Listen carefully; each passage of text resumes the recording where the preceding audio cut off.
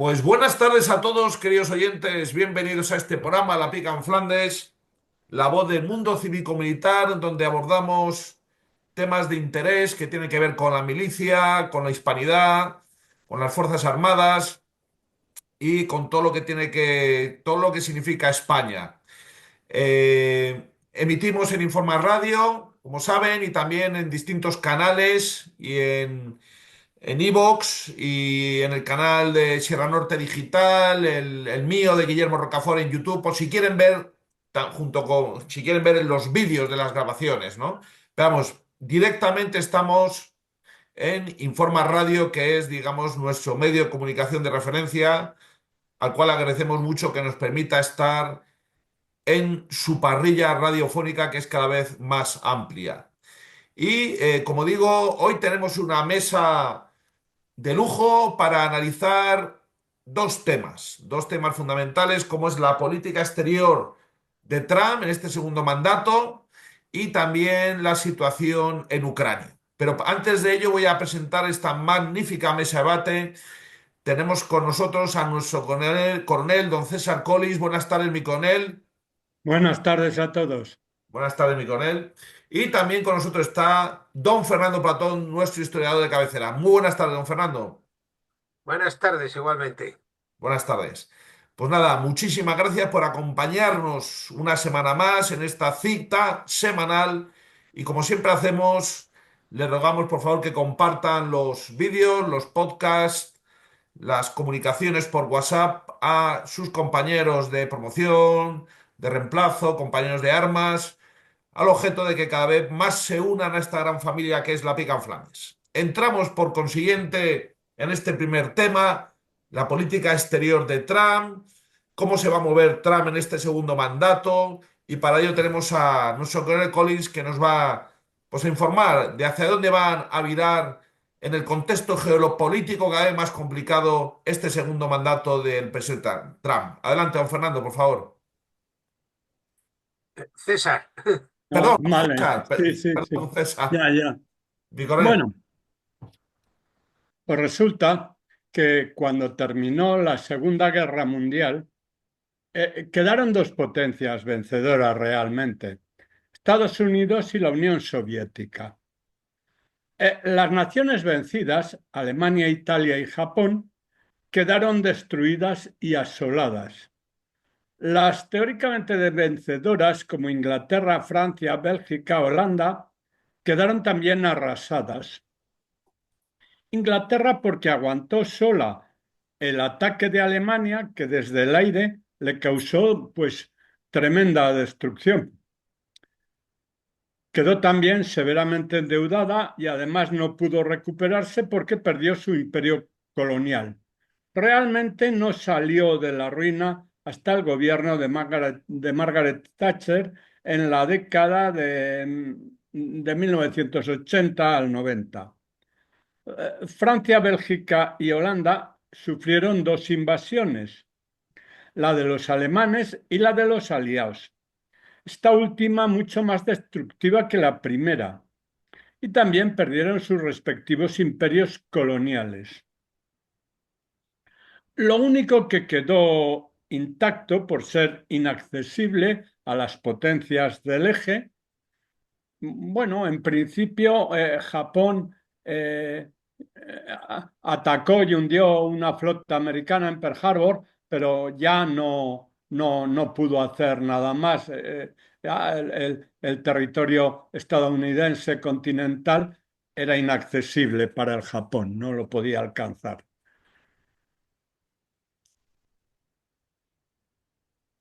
Eh, la Unión Soviética trasladó sus industrias detrás de los Urales, haciéndose invulnerables a los ataques alemanes.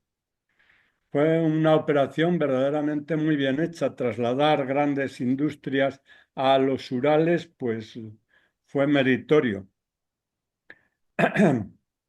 Además, los Estados Unidos hasta diciembre del 41 no entran en la guerra, con todo su potencial intacto, mientras que los demás contendientes europeos llevaban en guerra desde el 39, 2 años y medio. Aún así, los norteamericanos se quedan tranquilamente en su continente hasta noviembre del 42, que desembarcan en el norte de África y posteriormente en Sicilia y en la península italiana, donde se quedan clavados hasta el final de la guerra.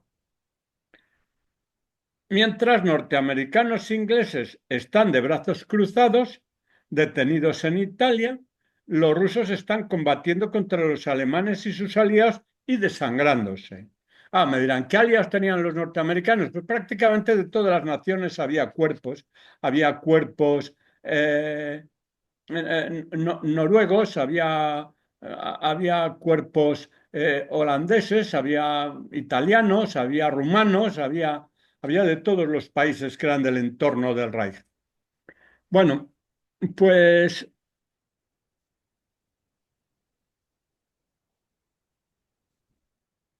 los rusos, pues, claro, están combatiendo con alemanes y aliados y desangrándose. 22 millones de muertos tuvieron a consecuencia de la guerra. Y Stalin suplicando a norteamericanos e ingleses que desembarcaran cuanto antes en la costa atlántica de Europa para abrir un nuevo frente porque la URSS se estaba agotando, a pesar de sus millones de habitantes que tenían. Entonces la URSS era un imperio enorme, mucho mayor que ahora.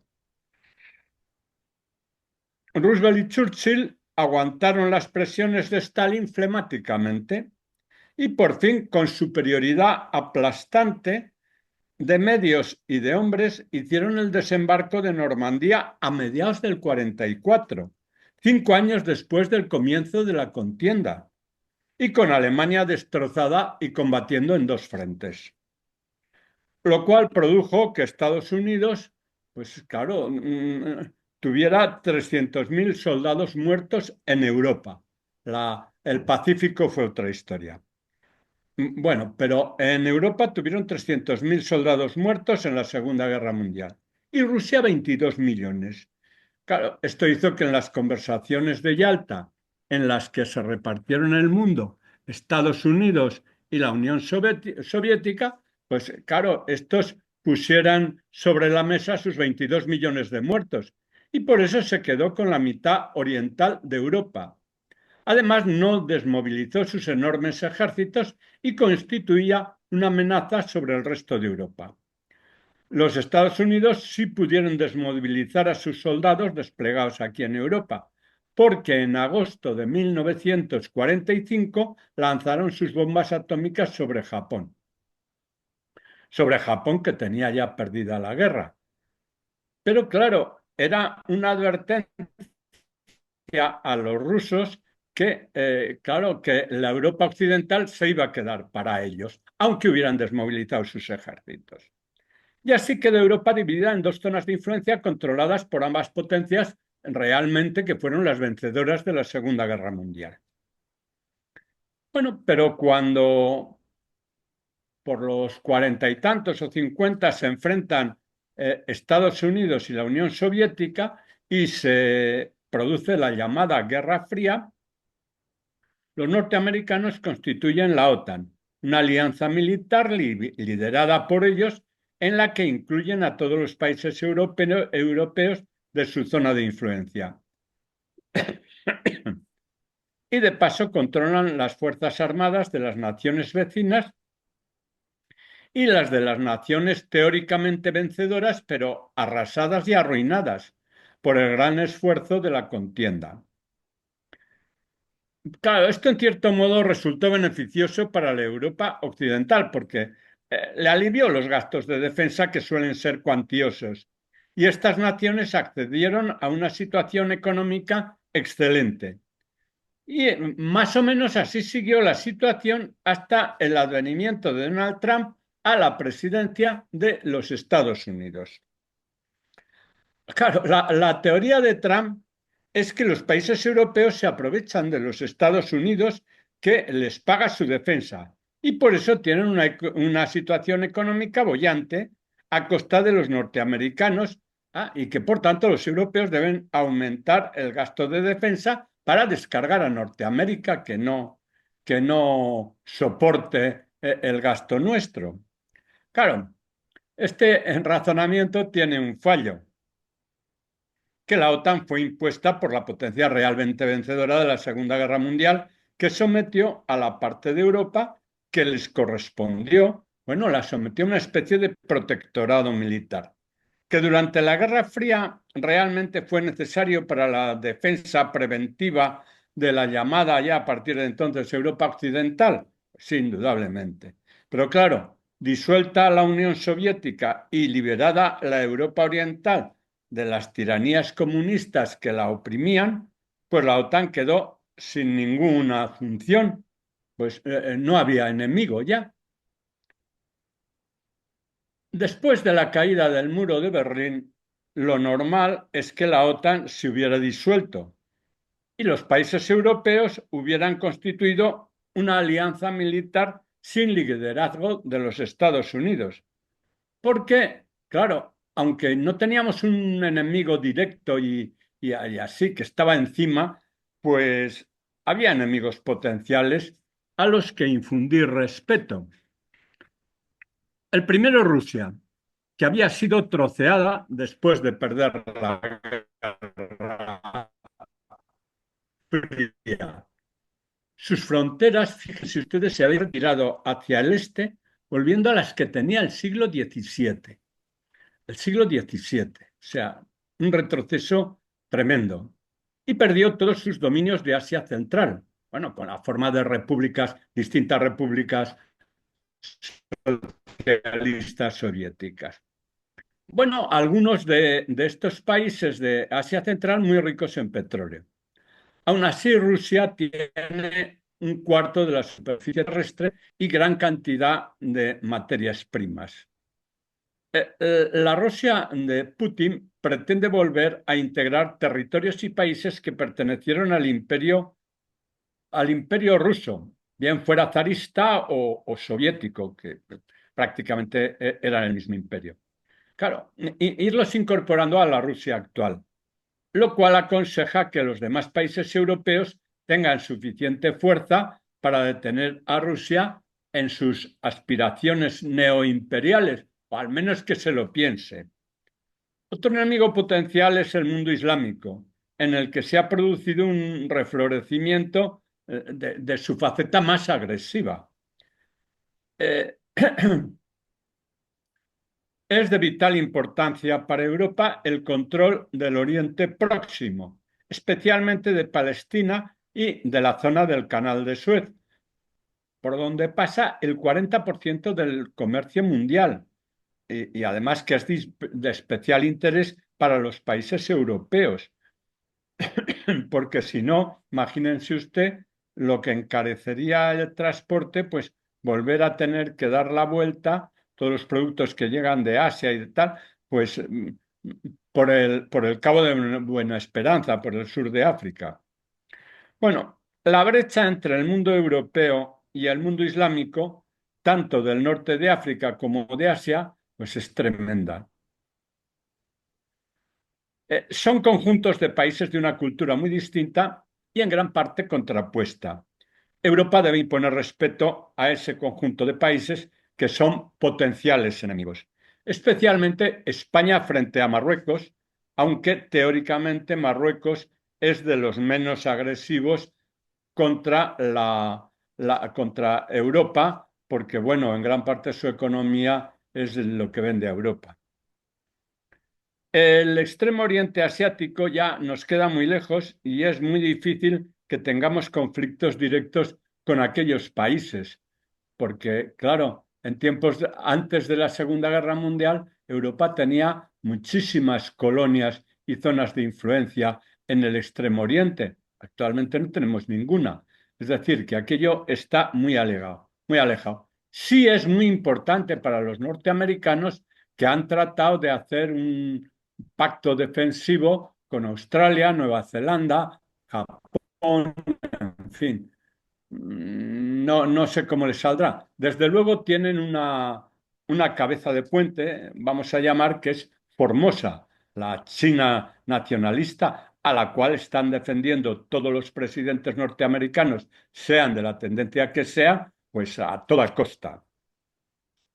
En conclusión, los países europeos necesitan tener unos pactos defensivos y, a ser posible, un ejército europeo, no necesariamente acaudillado por los Estados Unidos, sobre todo si pretende imponernos unos gastos onerosos y seguir mandando ellos en nuestras fuerzas. Oiga, muy bien, nosotros corremos con los gastos, pero bueno, vamos a mandar nosotros, ¿no?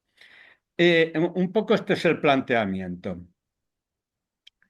Eh, Además, es que probablemente estimularía la innovación y la inventiva y se renovaría la industria europea de armamento, hombre, que es una industria tecnológicamente muy avanzada y que puede tirar un poco de las demás. Y que, mm, claro, a medio plazo, a corto plazo no, ¿verdad? Sería inversión, pero a medio plazo podría ser muy rentable. Bueno, todo esto si los europeos no han perdido su aptitud para la ciencia y la tecnología, que no lo sé yo, tendrían que hacer un esfuerzo también, tendríamos que hacer un esfuerzo en ese campo. Bueno, y este es un poco como veo yo el mandato de Trump, sobre todo con respecto en lo que quiere reformar el de la OTAN. Parece fatal, o sea, que ellos imponen la OTAN, pero nosotros corremos con los gastos y ellos mandan en la OTAN también. Bueno, es una cosa totalmente absurda. O sea que ya veremos claro. Realmente mi previsión, realmente y desgraciadamente, es que a Europa ya no le quedan bríos para dar un coletazo ante Estados Unidos. Y entonces, pues, no sé cómo lidiará esta nueva situación. De todas formas, yo creo que va a durar 4 años y bueno, luego las cosas volverán a la normalidad. Bueno, Magnífico, esto era lo que quería hablarles. magnífica intervención, mi coronel, como siempre, un análisis profundo, certero y muy bien fundamentado históricamente, que sin duda ilustra al oyente en el sentido de plantearse esta cuestión, cómo va a evolucionar, ¿no? En la situación con Trump, que desde luego llega como un elefante a una cacharrería y bueno, y todo es posible, todo es posible. ¿Quién iba a decir hace apenas un año, cuando era procesado año y medio en Georgia, el estado de Georgia, pues a fiscal? Pues ahora la fiscal esta está fuera, la han echado, han echado a todos los fiscales que la han procesado. Y ahora está como una especie, a mí me recuerda de John Wayne cuando entra en el bar y parece que va señalando a los malotes, a ti, tiene para todos, ¿no? A ver, don Fernando, por favor, entre en la cuestión con su opinión. Pues sí. Hombre, yo respecto a la OTAN en la Guerra Fría, no tengo una visión tan negativa de la situación de Estados Unidos, sobre todo porque realmente Europa no tenía capacidad para enfrentarse a la Unión Soviética y dependía en gran medida del ejército americano, que no solo contaba ya con un importante despliegue en Europa. Recordemos que cuando se produce la invasión de Kuwait por Irak y la guerra del Golfo, una de las cosas que pide el general Suarkov para poder ganar la guerra es que el séptimo cuerpo de ejército, que era todo un cuerpo de ejército acorazado, se traslade desde Europa hasta Arabia Saudí. O sea, era la unidad más potente que había militarmente y esa estaba en Europa. Igualmente, las bases aéreas y todo el despliegue de aviación eh, que había en bases en Inglaterra, Alemania, algunas menores en Italia, pero sobre todo en esos dos primeros países, era lo que realmente garantizaba la seguridad. Bien, cayó el muro, se acabó la Guerra Fría y el tema es que empezó, claro, los gastos durante la Guerra Fría eran muy fuertes y se buscó el dividendo de la paz. Y el dividendo de la paz Pues claro, si nos vamos a los gastos en defensa en el año 89, vemos que el Reino Unido gastaba pues como un 3,7% en defensa y Francia gastaba un 3,5% también. Alemania gastaba menos, gastaba un 2,7%, pero también Alemania tenía una economía muy potente en aquellos tiempos.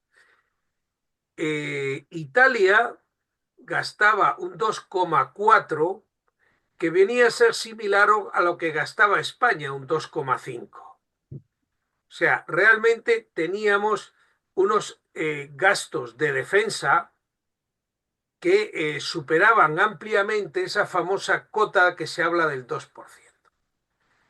Claro, pues como ha caído el muro, llegamos a la paz, ya no tenemos que gastar tanto en defensa.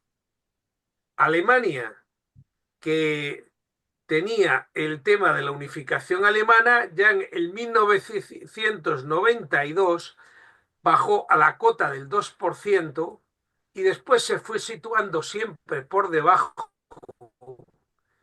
Y pues eso, en la época en que empezaron las tensiones en Ucrania, 2015, pues estaba meramente en un 1,2% de gasto.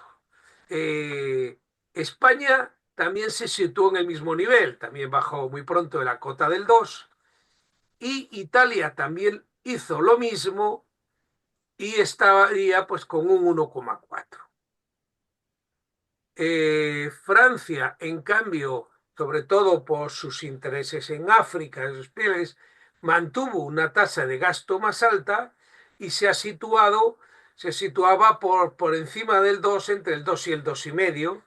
E Inglaterra, que lo tenía más alto, lo redujo también muy fuertemente y más o menos estaba a la par que Francia cuando en 2015 llegó al 2. O sea, que Europa se desarmó.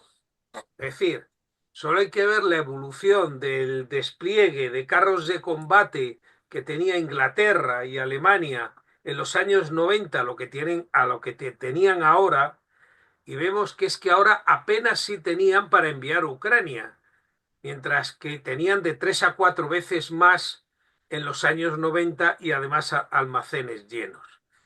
Claro, ese desarme europeo que no fue tanto en Estados Unidos, porque Estados Unidos sí que mantuvo el tema de Irak, mantuvo el tema de la intervención en Afganistán y en otros países y no bajó la guardia.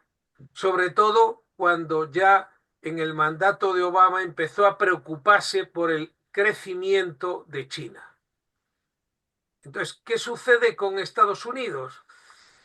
A Trump se le pueden reprochar los modos, porque la verdad es que desde luego, pero lo que también hay que tener en cuenta es si lo que dice tiene un soporte real, y esa realidad es que los intereses de Estados Unidos ya no están en Europa, sino que están sobre todo en defensa de Asia. Quien considera su posible potencial enemigo es China y por tanto a donde tiene que orientar su despliegue es hacia el eje del Pacífico.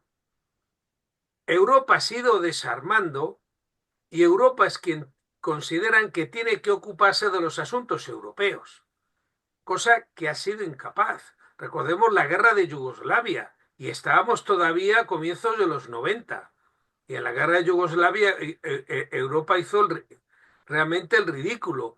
La guerra acabó cuando también Estados Unidos tuvo que desplegar sus fuerzas, enviar sus portaaviones, actuar militarmente y puso fin a la guerra.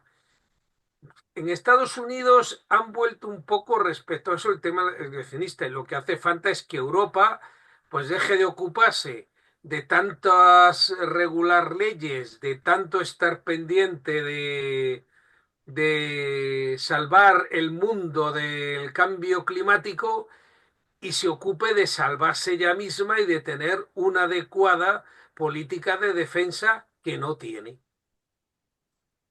Y bueno, cedo la palabra. Pues efectivamente, como bien se ha señalado, la situación con el presidente Trump va a haber un viraje, yo creo, geopolítico muy importante. Ciertamente está centrando sus objetivos en China como gran rival económico, que ya lo ha superado en términos de producción. Ese crecimiento silencioso durante los años 90 y la primera década de los años 2000 se ha convertido en que ahora mismo la principal potencia económica es China. Y eso es una realidad insoslayable de la cual pues Biden no ha... Vamos, Biden es que no tenía ninguna política salvo el caos, sembrar el caos, ¿no? Entonces, creo que Trump quiere fijar las bases de una nueva, de un cambio de paradigma. El otro día me comentaba un amigo que probablemente Taiwán esté sentenciada en el sentido de que Trump la ofrezca como moneda de cambio para seguir manteniendo otro tipo de ventajas, porque no olvidemos que el presidente Trump, ante todo, es un gran negociador. Es un gran negociador, es un hombre acostumbrado, con visión de negocios. Y lógicamente, si ya no le resulta útil la antigua isla de Formosa, el Taiwán, la China nacionalista, la entregará. Porque ciertamente su defensa es casi un imposible, ¿no? Igual que cayó Hong Kong, pues caerá Taiwán. Igual que caería Gibraltar en manos de España si España estuviera fuerte, igual que caería las Malvinas en manos de Argentina si Argentina estuviera fuerte. Pero nosotros ciertamente estamos muy débiles. El otro día me sorprendió mucho una carta que han enviado varios dignatarios de la Unión Europea a Nadia Calviño, la presidenta del Banco Europeo de Inversión, solicitando que el Banco Europeo de Inversión financie armamento militar. O sea, cuando en sus estatutos lo tiene absolutamente prohibido. Y la respuesta por parte de Nadia Calviño es que el Banco Europeo de Inversión no es un ministerio de defensa que dé presupuestos para financiar armas, ¿no? Lo cual demuestra que hay estados de la Unión Europea, entre ellos España, pues que están económicamente colapsados, con un problema, como sabemos, de todo tipo, de pensiones, de deuda pública. Y en este contexto, pues Trump quiere que le compremos las armas y que le compremos cada vez más armas y encima va y nos mete aranceles y encima viene a Europa y ni pasa por España, ni pasa por España. Igual que Nixon y Eisenhower y ¿cómo se llama? Eh, eh, Por Gerald Ford, efectivamente, que ahora se va a conmemorar en mayo del año 75, menudo viaje de Gerald Ford a España, ¿eh? Vaya baño de masas. Igual que venir aquí de forma regular, el secretario de Estado en la época de Eisenhower, que era Dulles, siempre después de reunirse con los soviéticos en Viena y visitar otras cancillerías, hacía escala en Madrid y de Madrid llegaba a Estados Unidos, a Washington, lo cual de una medida de la importancia que tenía España en la geopolítica. Aquí no va a venir ni el camarero del nuevo secretario de Estado de Trump, lo cual da una realidad, ¿no? Y otra cosa también me sorprendió y quiero compartirlo, el hecho de que efectivamente, como bien dice el coronel Collins, nosotros tenemos que recuperar nuestra soberanía militar y decir, dado que Estados Unidos no nos trata bien y encima todo lo que está sucediendo, pues que asumamos esa responsabilidad que ha sido cedida, igual que la soberanía económica ha sido cedida a Bruselas y tantas otras facetas de nuestra soberanía, las relaciones internacionales han sido cedidas también en parte a la Unión Europea. Está el hecho de que vi en las cuentas oficiales del Ministerio de Defensa cómo se exaltaba lo fiel que era España en los operativos de la OTAN en Turquía y en los países bálticos, etcétera, etcétera. Digo, pero bueno, parece que el mensaje que quiere al menos este gobierno a través de esas cuentas de redes sociales vinculadas al Ministerio de Defensa es manifestar nuestro entusiasmo otanista, ¿no? Pero bueno, no deja de ser una simple manifestación de una voluntad política en este momento, ¿no? Pero luego también tenemos que tener en cuenta que en la Unión Europea y en las próximas elecciones, ya veremos lo que pasa en Alemania el mes que viene con Alternativa por Alemania, al cual, como estamos viendo, le apoya decididamente uno de los pilares fundamentales de Trump, que es Elon Musk, como gane Alternativa por Alemania es una derecha prorrusa, ¿eh? Es una derecha prorrusa. ¿Eh? ¿Y qué va a pasar cuando después del pucherazo que le han dado a Georgescu, este candidato de derechas en Rumanía, que le han robado las elecciones? ¿Eh?